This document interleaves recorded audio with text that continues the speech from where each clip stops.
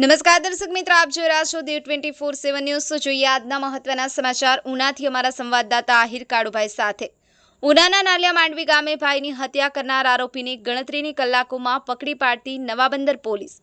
ગીર સોમનાથ જિલ્લા એસપી મનોહરસિંહ જાડેજાએ બનાવ સ્થળની લીધી મુલાકાત। સગા ભાઈએ જ યુવકને મોતને ઘાટ ઉતાર્યો। કૌટુંબિક ઝઘડાના કારણે બન્યો બનાવ। મૃતક કુહાડી લઈ ઝઘડો કરવા પહોંચ્યો અને નાના ભાઈએ જ કુહાડીથી કરપીણ હત્યા કરી।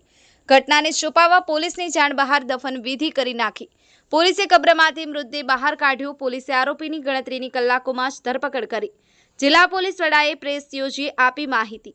દેવ 24/7 ન્યૂઝ રમેશ સત્યની સાથે।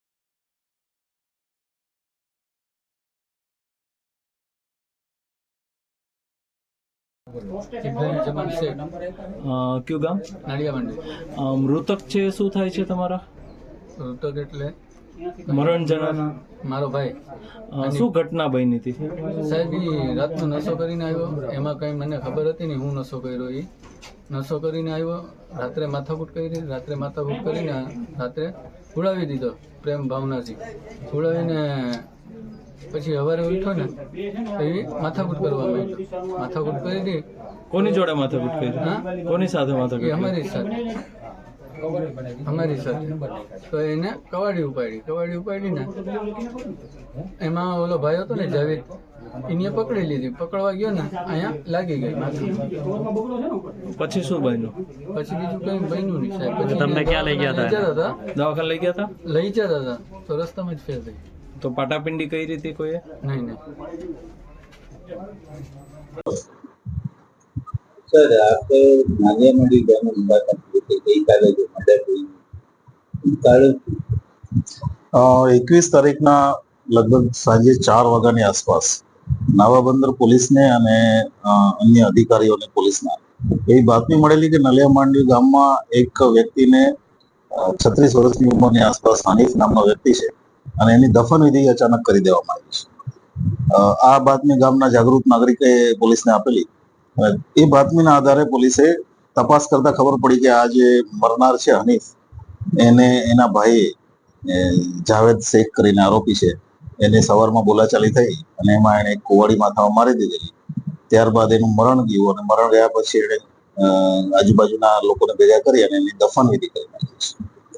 ત્યારબાદ પોલીસે કબ્રસ્તાનમાંથી ડેડ બોડી બહાર કાઢી અને એની વિધિસર ફોરેન્સિક પીએમ કરવા માટે બોડી જામનગર મોકલી છે અને ફોરેન્સિક પીએમ નો રિપોર્ટ પણ થોડા સમયમાં આવી જશે।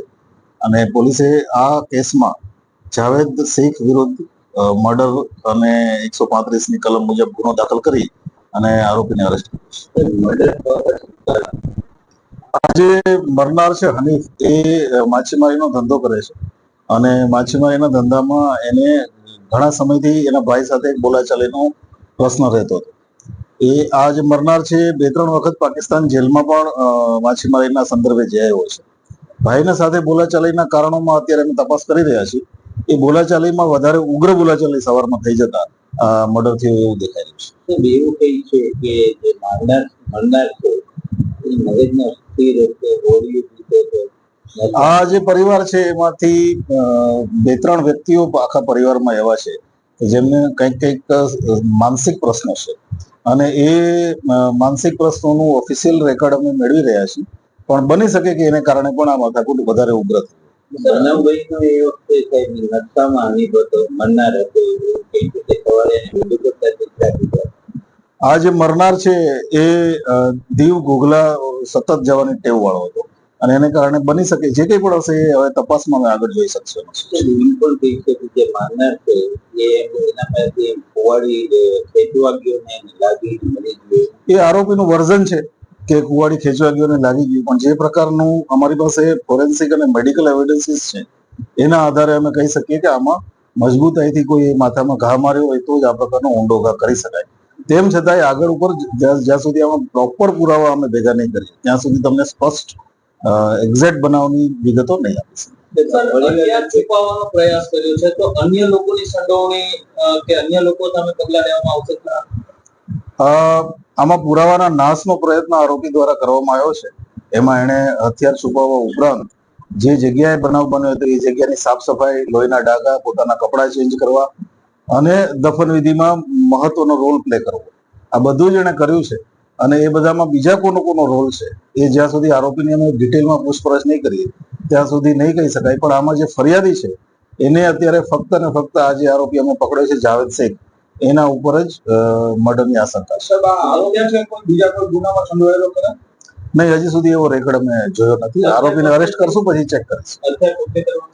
કરી રહ્યા છીએ અત્યારે. વિશેષમાં આ જે બનાવ બન્યા પહેલા એમ કે આરોપી છે ગામમાં મરનાર છે ગામમાં પણ ઝઘડાનો સ્વભાવ હતો, એના સામે કોઈ ગુના નહીં, એની સામે હજી સુધી કોઈ ગુના નથી. પણ 2 વખત એ માછીમારીના વાયોલેશનના સંદર્ભે પાકિસ્તાનની જેલમાં જઈ આવ્યા છે, એટલો જ એની સામે રેકોર્ડ છે આપણી પાસે. એ સિવાય એની સામે કોઈ પ્રકારની ફરિયાદ આ પોલીસ સ્ટેશનમાં નોંધાયેલી નથી. આરોપીને કેટલા દિવસ એ અમે લીગલ કાર્યવાહી કરી રહ્યા છીએ. જેટલું જ્યાં પુરાવાની જરૂર પડશે એ પ્રમાણે આગળની કાર્યવાહી કરશે.